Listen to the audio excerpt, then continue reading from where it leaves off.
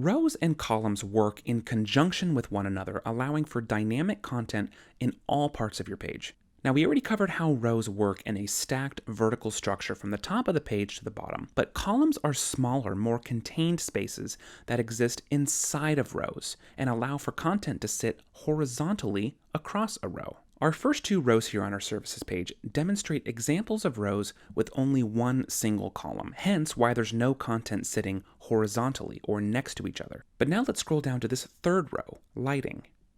Here we have some content stacked on the left, including this divider line, header text, body text, and a button. But over here on the right, we have this image sitting on its own. This has been accomplished with the addition of a second column to this row. And I think the best way I can explain this visually would be to add an additional column. So up here in my row settings, I'm going to click to add, and then column.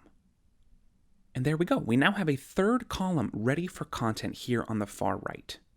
And if we no longer need it, we can remove it right here, just like that.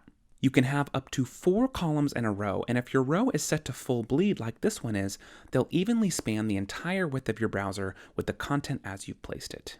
And just like rows, each column has its very own design panel. I'm going to give a click here on our buddy with the screwdriver.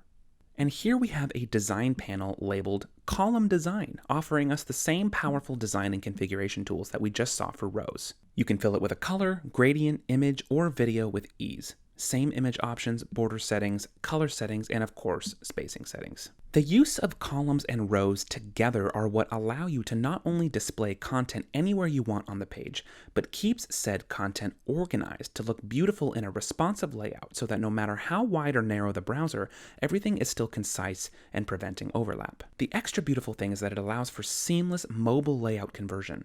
If we take this same page and we'll switch over to our phone layout, we can see the exact same columns with the exact same content, but converted into a more vertical structure appropriate for a vertical screened mobile device.